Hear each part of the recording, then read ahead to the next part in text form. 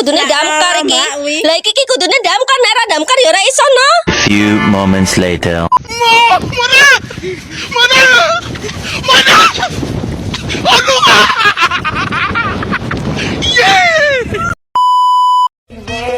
Just a feeling that I want it behind because it's something that is so just in my mind. I guess it goes that. Salah.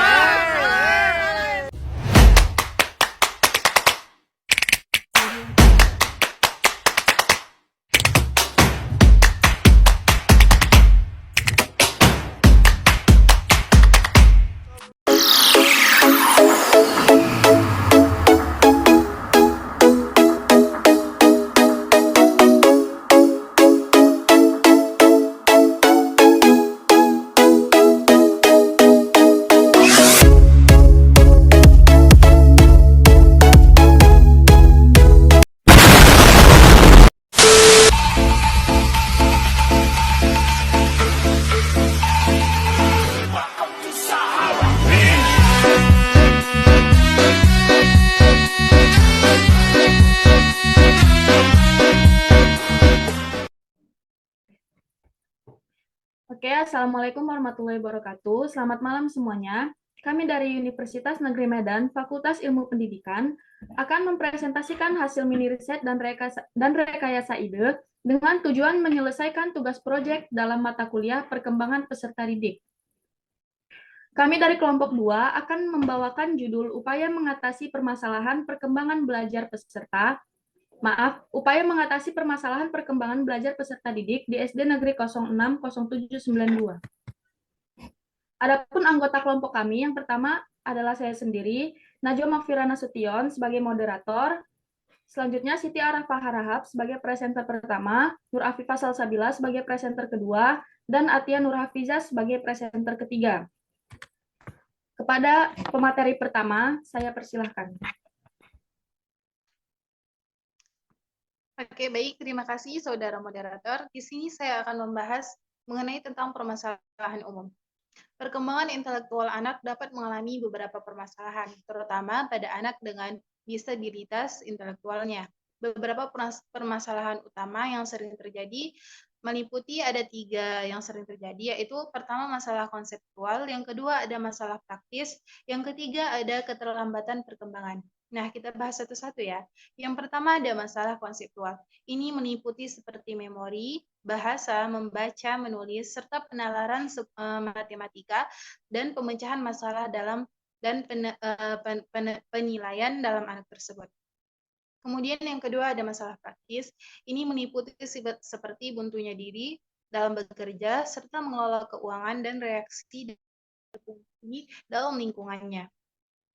Orang tua juga dapat membantu anak tersebut mengenai disabilitas intelektualnya dengan mengajarkan keterampilan dasar secara perlahan dengan alur yang sangat jelas, langkah demi langkah. Seven syndrome juga merupakan gangguan intelektual yang dialami oleh pengidap autis, di mana seseorang dengan gangguan perkembangan memiliki bakat yang sangat luar biasa, umumnya terjadi pada autis nih. Dalam konteks pendidikan, pemahaman mendalam tentang hambatan perkembangan intelektual ini dan penerapan model pembelajaran yang relevan, serta peran orang tua yang aktif dalam pendidikan anak merupakan faktor penting dalam membangun lingkungan pendidikan inklusif yang memberikan kesempatan dan dukungan yang optimal bagi perkembangan anak tersebut dengan hambatan perkembangan intelektualnya. Selanjutnya, saya serahkan kepada moderator. Oke, terima kasih pada pemateri pertama. Selanjutnya saya akan menyerahkan kepada pemateri kedua. Pada pemateri kedua, Nur Afifah Salsabila. Next slide.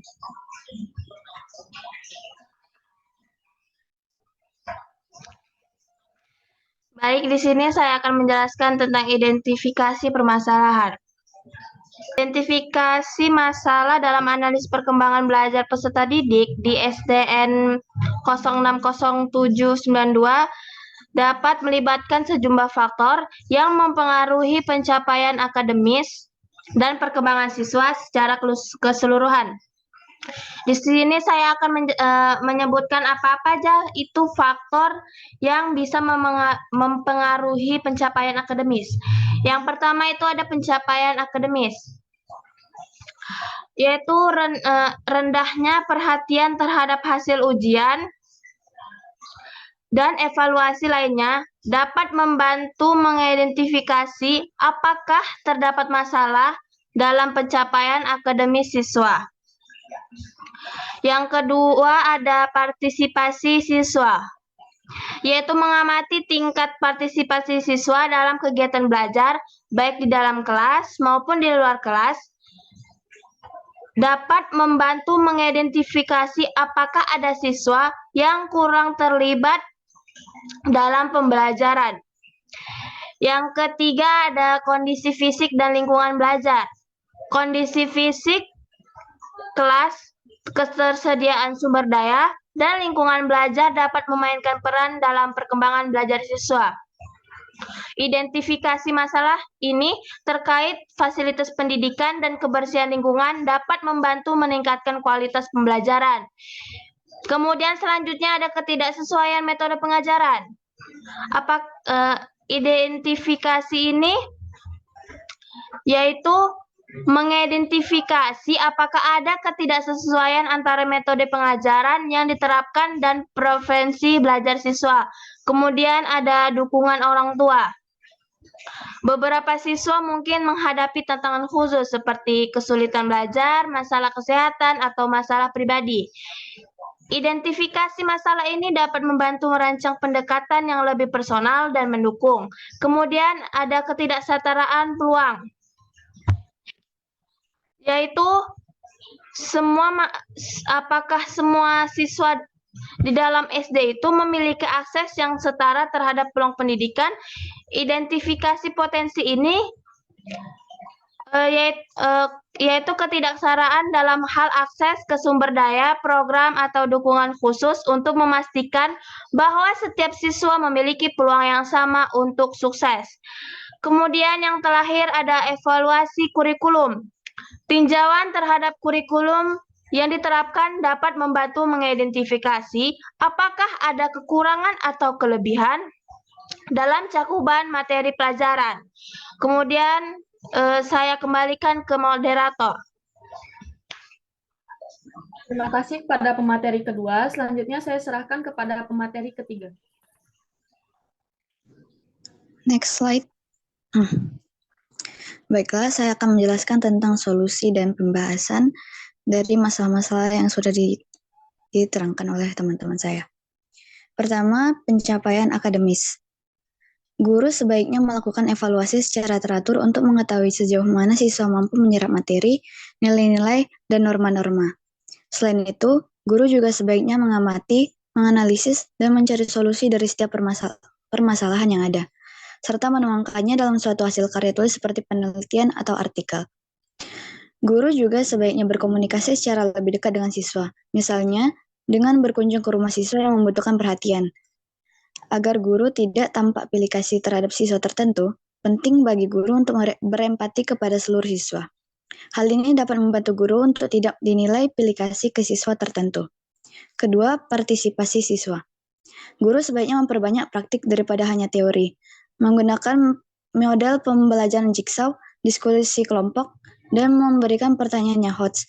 Selain itu, guru juga sebaiknya mampu mengelompokkan siswa sesuai dengan kemampuannya, menyiapkan evaluasi secara teratur, melakukan penelitian, dan menulis artikel atau karya tulis lainnya. Guru juga sebaiknya berkomunikasi secara... Maaf, sebentar.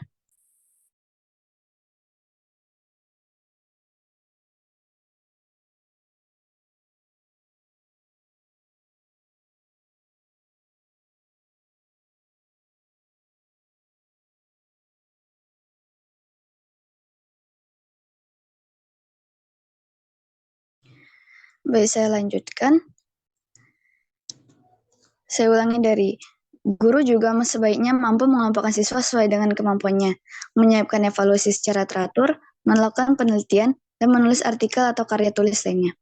Guru juga sebaiknya berkomunikasi secara lebih dekat dengan siswa, misalnya dengan berkunjung ke rumah siswa yang membutuhkan perhatian, Dengan menerapkan langkah-langkah tersebut, diharapkan guru dapat meningkatkan partisipasi siswa SDN 060792 dalam kegiatan belajar. Saya ulangi. Ketiga, kondisi fisik dan lingkungan belajar. Pertama, menata ruang kelas. Guru dapat menata ruang kelas agar lebih menarik, efektif, dan mendukung siswa dalam proses pembelajaran. Kedua, menciptakan lingkungan belajar yang nyaman. Lingkungan belajar yang nyaman dan indah dapat membantu siswa untuk berkonsentrasi dan menikmati proses belajar dengan tenang. Ketiga, mengatur lingkungan fisik. Guru dituntut untuk memiliki keterampilan dalam menata tempat duduk siswa, alat peraga, kedisiplinan siswa, kebersihan, dan keindahan kelas serta kelengkapan kelas. Yang keempat, ketidaksesuaian metode pengajaran. Pertama, mengatur settingan kelas. Mengatur settingan kelas dapat membantu menciptakan lingkungan belajar yang kondusif. Hal ini meliputi menghilangkan distraksi yang mungkin mengganggu konsentrasi siswa, serta menciptakan suasana kelas yang menyenangkan. Kedua, menerapkan inovasi pembelajaran. Guru dapat menerapkan inovasi dalam perencanaan dan pelaksanaan program pembelajaran. Ketiga, penggunaan metode pembelajaran yang sesuai. Pemilihan metode pembelajaran yang sesuai dengan materi yang akan disampaikan kepada siswa dapat membantu meningkatkan hasil belajar siswa. Kelima, dukungan orang tua. Kurangnya dukungan orang tua dalam mendukung kegiatan belajar di rumah dapat diatasi melalui beberapa langkah. Yang pertama, membuat jadwal dan aturan bersama. Orang tua dapat membantu anak dalam membuat jadwal belajar dan aturan bersama. Kedua, memberikan dukungan dan motivasi. Orang tua perlu memberikan dukungan dan motivasi kepada anak agar serius dalam belajar. Ketiga, mendampingi anak saat belajar. Orang tua dapat mendampingi anak saat belajar daring di rumah. Hal ini termasuk dalam memberikan bantuan saat anak mengalami kesulitan dalam pembelajaran. Keempat, mengontrol waktu dan cara belajar anak. Orang tua dapat membantu mengontrol waktu dan cara belajar anak, serta mengingatkan anak untuk belajar secara rutin di rumah. Kemudian, yang keenam, tantangan individual siswa. Pertama, konseling individu. Guru dapat memberikan layanan konseling individu kepada siswa yang menghadapi tantangan individual. Layanan ini memungkinkan siswa untuk mendapatkan bantuan langsung dalam mengatasi permasalahan yang dihadapinya dan mengembangkan potensinya. Kedua, menciptakan suasana belajar yang menyenangkan. Guru dan orang tua dapat menciptakan suasana belajar yang menyenangkan agar anak lebih semangat belajar. Orang tua juga dapat menemani anak saat belajar untuk memberikan perhatian lebih. Ketiga, mengenal siswa secara individu. Guru dapat membangun hubungan yang baik dengan siswa dengan mengenal mereka secara individu. Hal ini dapat dilakukan dengan mengadakan waktu untuk berbicara dengan siswa secara pribadi, mendengarkan dengan empati, dan menunjukkan minat terhadap kehidupan dan pengalaman mereka. Keempat, penggunaan metode pembelajaran yang berbasis perbedaan individual. Guru dapat menggunakan metode pembelajaran yang berbasis perbedaan individual yang menekankan pengakuan terhadap keunikan setiap siswa sehingga memungkinkan pencapaian hasil belajar yang optimal. Kemudian yang ketujuh, ketidaksetaraan peluang. Pertama, dukungan pendidikan yang merata. Memastikan bahwa setiap siswa memiliki akses yang sama terhadap sumber daya pendidikan, termasuk fasilitas, buku, teks, teknologi, dan bantuan pendidikan. Kedua, mengenal peluang karir. Memberikan informasi yang merata kepada siswa tentang berbagai peluang karir dan jalur pendidikan yang tersedia setelah lulus. 3. Konseling dan bimbingan karir.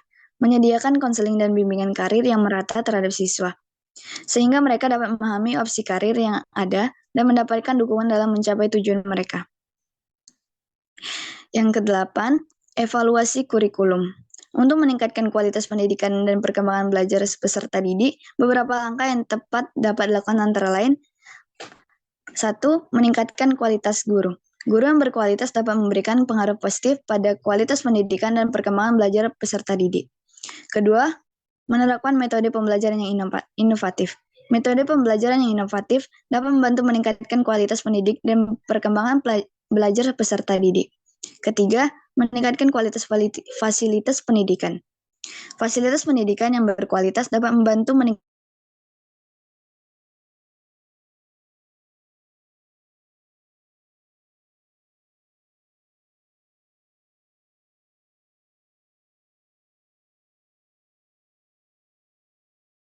kelima, meningkatkan keterlibatan orang tua. Keterlibatan orang tua dapat membantu meningkatkan kualitas pendidikan dan perkembangan belajar peserta didik.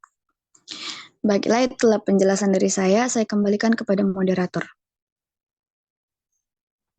Oke, terima kasih kepada pemateri 3 yang telah membawakan materinya. Oke, berdasarkan pemahaman dan solusi pada pembahasan yang dijelaskan oleh ketiga pemateri tadi, kita dapat memahami bahwa berpikir kreatif dalam menciptakan metode yang menarik itu sangat penting kita miliki sebagai seorang pendidik. Karena dengan memberikan metode yang menarik kepada anak, dapat memecahkan segala permasalahan yang ada, juga dapat membuat anak fokus kepada satu titik ketika pembelajaran dimulai. Selanjutnya adalah saran yang dapat kelompok berikan adalah diperlukannya tindakan konkret dan program pembelajaran yang mendukung untuk mengatasi tantangan ini, memotivasi peserta didik, dan meningkatkan kualitas pembelajaran di sekolah tersebut. Terima kasih dari kami kelompok 2, semoga mendapatkan ilmu yang bermanfaat dari seminar kami kali ini. Saya ucapkan wassalamualaikum warahmatullahi wabarakatuh.